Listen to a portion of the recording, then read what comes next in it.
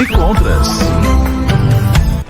Vamos discutir o Supremo Tribunal Federal. Vamos antes ver como é que está a nossa enquete. A gente perguntou para você justamente o que você considera, a sua opinião sobre o Supremo Tribunal Federal.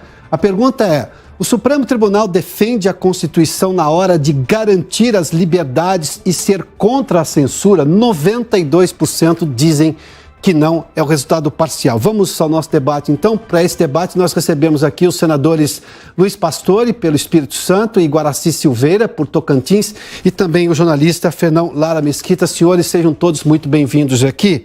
Senador Guaraci Silveira, seja bem-vindo. Boa tarde ao senhor. Por gentileza, qual a avaliação que o senhor faz, senador, sobre este momento do Supremo Tribunal Federal e, claro, boa parte disso configurado talvez na figura do ministro Alexandre de Moraes, enfim, que é quem tem mais falado, e ele, por exemplo, preside o inquérito do fim do mundo, a alcunha que o ministro Marco Aurélio deu ao inquérito que cabe tudo. Meus caros companheiros, primeiro agradecendo a Deus pela Jovem Pan existir. Essa emissora veio cobrir no jornalismo um elo que faltava na comunicação brasileira, da plena democracia e da justiça social. Vocês vieram preencher uma lacuna que existia. E eu penso, companheiro, que nós temos um problema muito sério e muito triste no momento. Isso nós podemos configurar um momento triste, porque a Constituição tem sido violentada já há algum tempo. Eu acho que o primeiro, eu não posso dizer que é o primeiro, mas um dos atos mais notáveis foi quando, na cassação da presidente Dilma, quando o artigo 52 foi fatiado e rasgado ao meio. Uma parte valia e outra parte não. Quando, naquele momento, cassado pelo Senado, mas presidido pelo ministro Lewandowski, e que a primeira parte foi válida, cassa-se. Mas o mesmo artigo falava em 8 anos de supressão de mandato. Vejamos bem, presente naquele momento estava o presidente Fernando Collor, que ele tinha sido punido com os 8 anos. Quer dizer, é 2 pesos e 2 medidas. Ele se manifestou, né, senador, naquele momento de uma maneira muito enfática. Ele ficou abismado com aquilo que ele estava vendo, né? Meu amigo, isso daí foi inconcebível. Nós não podemos pensar que um ministro que presidia naquele momento a corte, a maior corte do Brasil, que era o Senado, presidido por um ministro do Supremo, daqui a pouco fatiasse uma Constituição. Uma Constituição, meu irmão, meu colega senador, que foi feito por 559 constituintes, que juramos cumpri-la, juramos honrá-la diante do povo e diante de Deus. E no momento, aquela Constituição foi rasgada. A nossa Constituição, esta Constituição aqui foi rasgada. Então... Senador, só para dizer, aquele momento foi patético. Eu estava presente no Senado, vendo o Renan, que presidia, e o nosso Lewandowski. Aquele momento foi inacreditável. Rasgou-se. Metade daquele Senado não acreditava o que estava acontecendo. Só tem 100% de razão com isso. Agradeço, companheiro. Um pastor, e você é um senador brilhante, como sempre foi. Que Deus te abençoe sempre. Mas vejamos bem, depois tem se elaborado muitas vezes em coisas que não se conhece. Por exemplo, quando foi feita a reserva da Raposa Serra do Sol, se não me engano, reservando a poucos milhares de índios, 19 mil quilômetros. Eu acho que nós temos que proteger nossos indígenas, que são povos, são nossos irmãos, mas as coisas têm que ter equilíbrio.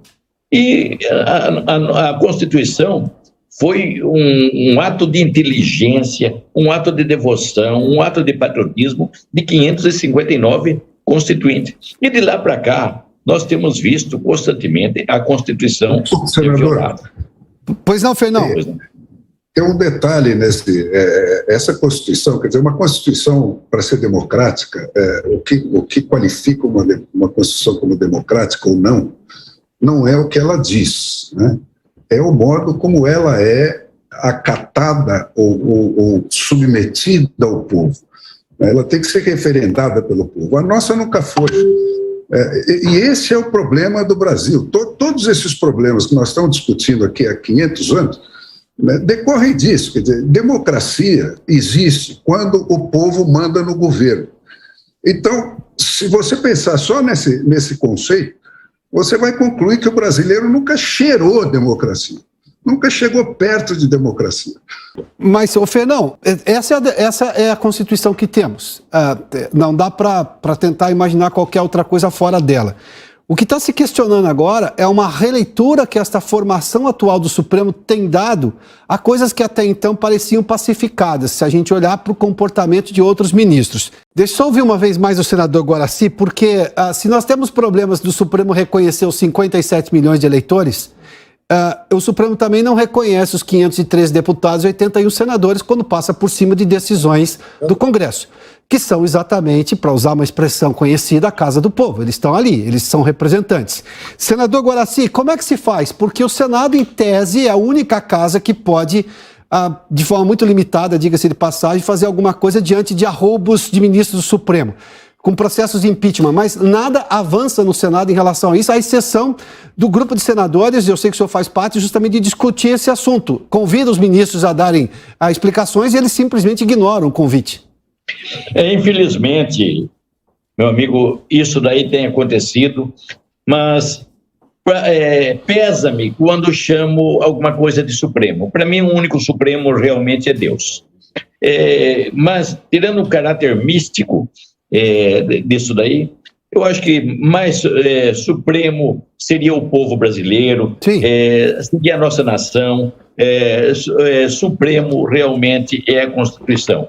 Isso daqui, nós juramos, eu, senador, meu colega, nós juramos cumprir, como todos os ministros do Supremo e pessoas todos em cargo de relevância juram cumprir. Então, primeiro, nós temos que ter honra pelo que prometemos, pelo que nos comprometemos.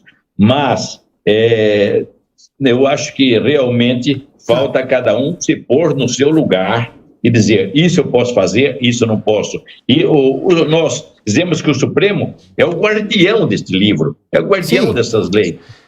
E assim deve ser. Nem um passo à frente e nem um passo atrás.